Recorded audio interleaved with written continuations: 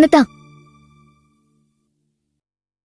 இவ்ளோ பெரிய விஷயத்த நீங்க என்கிட்ட சொல்லாம மறைப்பீங்கன்னு நான் கொஞ்சம் கூட எதிர்பார்க்கல சின்னதா. ரம்யா தான் நம்ம ஊருக்கு புது கமிஷனரா வந்திருக்காங்கன்னு நீங்க ஏன் என்கிட்ட சொல்லல? இந்த விஷயத்தை ஏன் என்கிட்ட சொல்லாம மறைச்சீங்க? சொல்லுங்க சின்னதா. இல்ல அண்ணா, அப்படி இல்ல. அது என்ன சின்னதா, ஏன் இப்படி மென்னு முழுங்குறீங்க? ரம்யா ஜீப்ல இருந்து இறங்கி வந்து பார்த்ததும் எனக்கு அப்படி தூக்கி வாரி போட்டுருச்சு தெரியுமா? ரம்யாவை பார்த்ததும் நான் ஒரு நிமிஷம் எல்லாத்தையும் மறந்துட்டு சந்தோஷமாயிட்டேன்.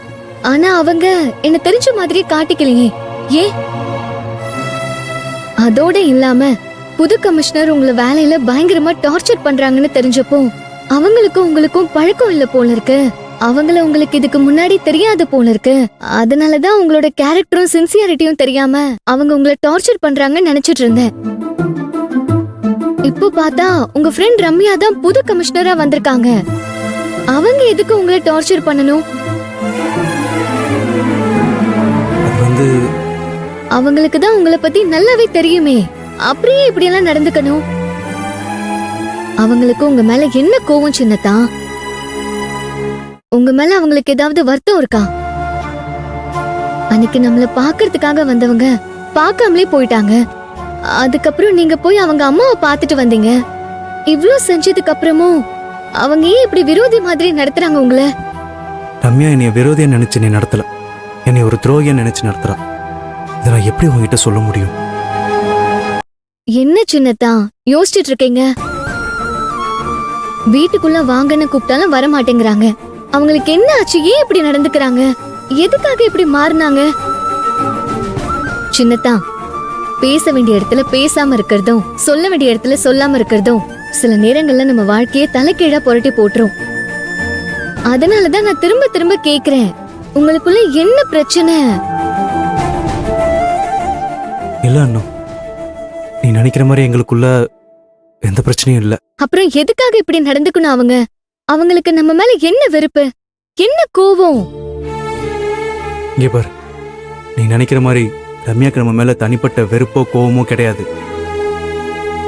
அவங்க என் ஃப்ரெண்டா இருக்கும்போது எப்படி அதுக்கேற்ற மாதிரி நடந்துக்கிட்டாங்களோ அது மாதிரிதான் இப்ப கமிஷனரா இருக்கும்போது எப்படி நடந்துக்கணுமோ அப்படி நடந்துக்கிறாங்க. அப்புறம் நீயும் அப்பாவும் நினைக்கிற மாதிரி அவங்க எனக்கு மட்டும் அதிக வேலை சொல்றது இல்ல.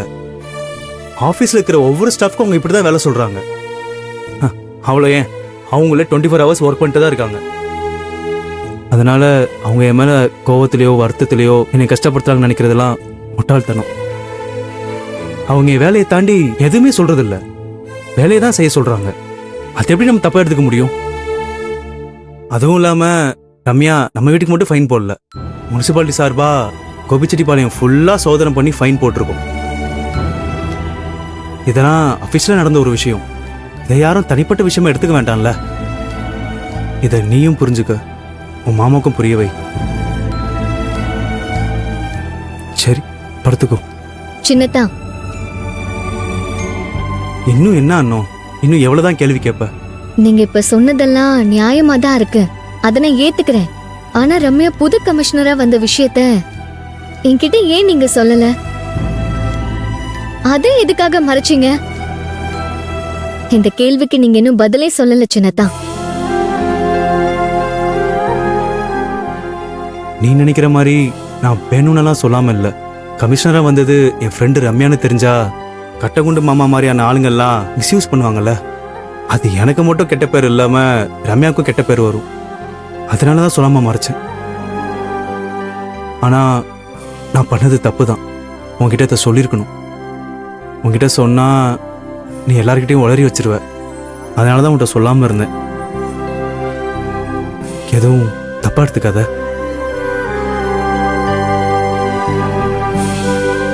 சரி, படு.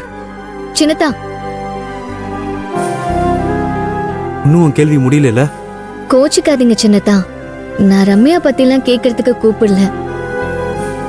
இந்த பொட்டி ரொம்ப நாளா கீழேயே கிடக்கு, அதை எடுத்து மேல வச்சுட்டுமா?